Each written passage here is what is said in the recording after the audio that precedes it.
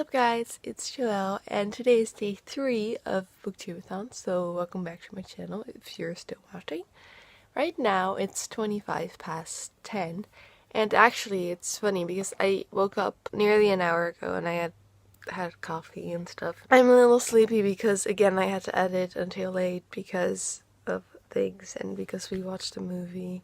So I did actually get some reading in at 1 a.m. or something. And I got started on Queens of Geek, and I was wearing the hat for the whole time, so that challenge is still going. But I made it to page 34, so I didn't read that much, but I read until the video was uploaded and rendered and stuff. And now I've read some, I can actually tell you what it's about. So let me tell you. Queens of Geek is about 3 friends from Australia originally, which I didn't know. But they're headed to the US for SuperCon, which is basically Comic-Con in their world. And they're really excited because they've been wanting to go for years. And now one of the friends, whose name is Charlie, she's a very famous YouTube star. She stars in a movie and stuff.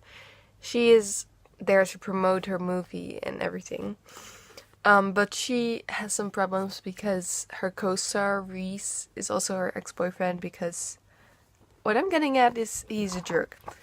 And now she has to do like a panel with him and stuff, but she really just wanted to show the world that she was over him. The next one is Taylor, and she is a very shy, introverted girl, maybe with anxiety, I'm not sure yet, I'm getting vibes. And she's just very, very excited about being there because she loves that stuff and fandoms, and she's just there and things happen, I think. I'm still not doing a good job with the synopsis, I'm sorry. The third friend is a guy named Jamie who's like there. I don't know, because it's written from 2 perspectives so far, from Charlie and Taylor's perspective, but not Jamie, so he's just like the guy there.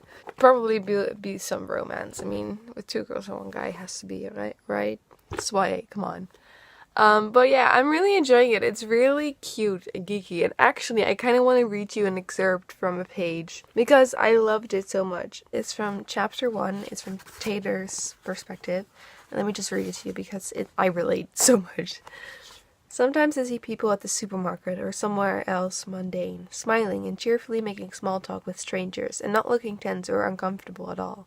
And I just want to go up and ask them how they do it. How do they manage to do everything they need to do and go out in the world and be human without feeling the weight of it all crushing them into oblivion? I don't go into stores alone. I get overwhelmed. It's the checkout that's the worst. I'm too shy to talk to cashiers. Just the thought of doing it is exhausting.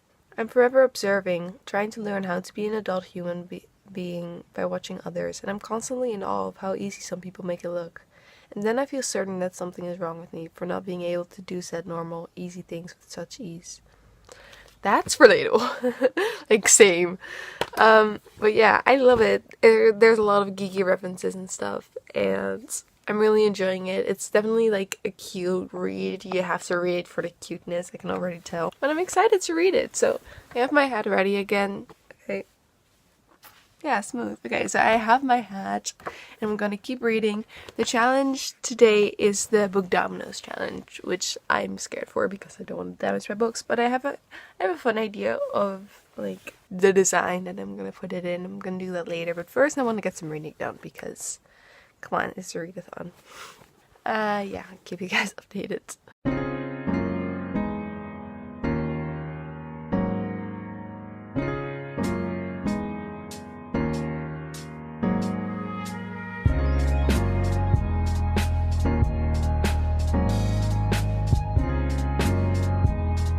Okay, hi, there's a little update because I just like found another thing that I really related to and I just want to read it on page 51 and Okay, so Taylor definitely has anxiety because, listen just to this excerpt because I can relate so much. Okay, everything is out of place. I'm imploding, warping like steel under a searing flame, tightening, shrinking, collapsing in on myself, choking on tears and words I want to say but can't. Most people think of anxiety as panic attacks. That's not entirely accurate. I haven't had a panic attack in years. I started to recognize its signs and learned what I needed to do to stop it from spiraling. I learned how to internalize it to avoid public embarrassment. Anxiety isn't an attack that explodes out of me. It's not a volcano that lies dormant until it's triggered by an earth-shattering event. It's a constant companion, like a blowfly that gets into the house in the middle of summer, flying around and around. You can hear it buzzing, but you can't see it, can't capture it, can't let it out. My anxiety is invisible to others, but often it's the focal point of my mind. Everything that happens on a day-to-day basis is filtered through a lens colored by anxiety. That nervousness that makes your palms sweat and your heart race before you get up and make a speech in front of an audience. That's what I feel in a normal conversation at a dinner table. Or just thinking about having a conversation at a dinner table.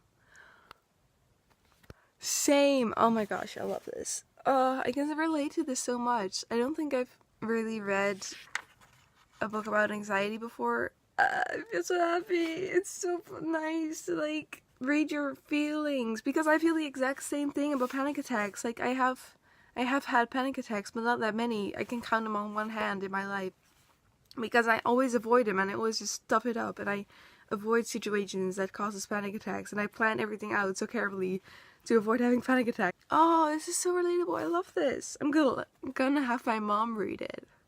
I should have my therapist read it. This is great. Oh my gosh.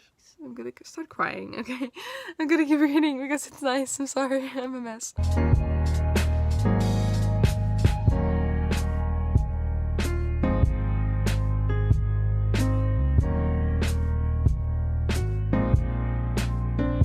Alright, so I'm here for another little update. It's now, I think, nearly 2 p.m.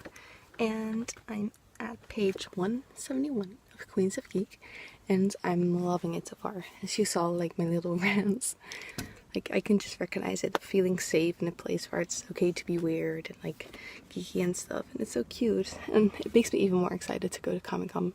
And right now I'm gonna film today's challenge, which is the Book Dominoes challenge, where you have to make, a domino of books and push them over and let them fall. So I'm gonna do that. And yeah, then I'll just keep on reading Queens of Geek, and maybe I'll be able to finish it today. Hope so.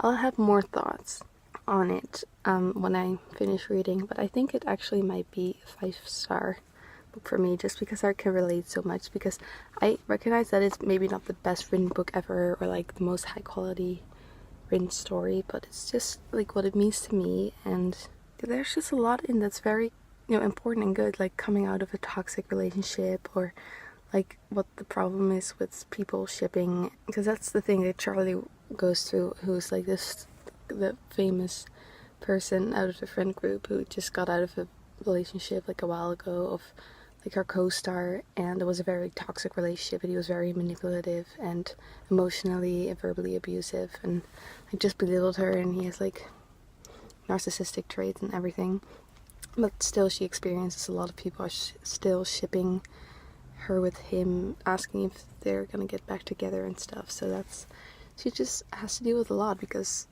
of course when we ship celebrities, we don't always know what they're going through, and we can say they want to get back together, but you don't know how their relationship was, and if it was healthy, or if we don't know the people. And it's good that this book makes it clear, and yeah, it's just very up-to-date book and cute, and it's about YouTube too, and about fandom, and it's just so much fun, and I can't wait to finish it and maybe reread it in the future, because it's so cute, and I love it so much. I'm gonna make my friends read it for sure, who also have fandom things, and I love the romances. There are 2 romances, and I both really like them, which is kind of rare for me, I guess. I mean, it's so cute, and I like it. And yeah, I'm gonna do the challenge now, so I'll cut to that.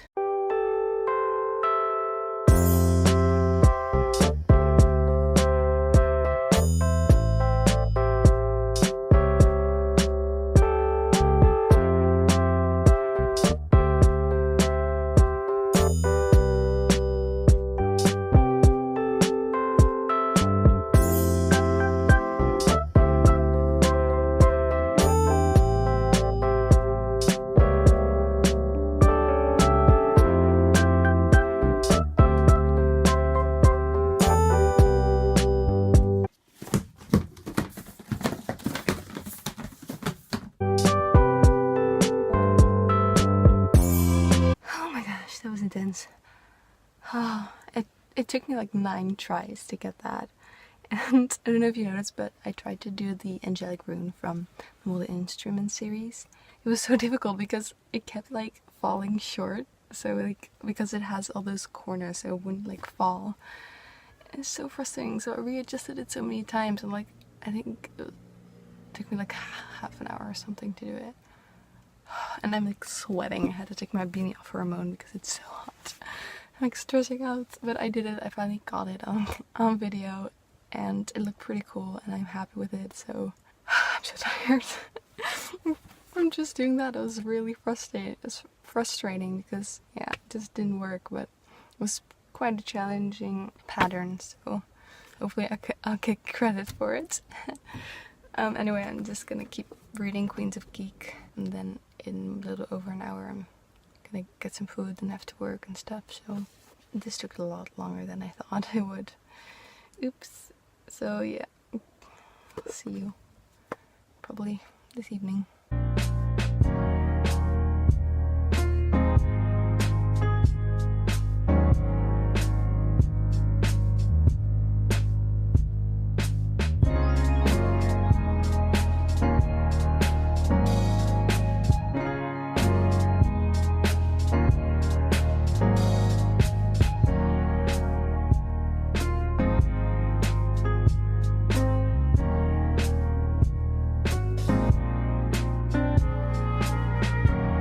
Right now I'm on page 239 of Queens of Geek. So I think there are like 260 pages, so I'm really nearly done. And I think I might just finish it while I'm like waiting for the video to be uploaded or to be rendered or something. And then I'll have my thoughts, complete thoughts and more thoughts otherwise than the mess that you saw today in tomorrow's vlog. So thank you so much for watching this reading vlog. Leave a like if you enjoyed, subscribe if you're new, and hopefully tune in tomorrow for day 4 already. Wow, time goes by fast. Anyway, goodbye.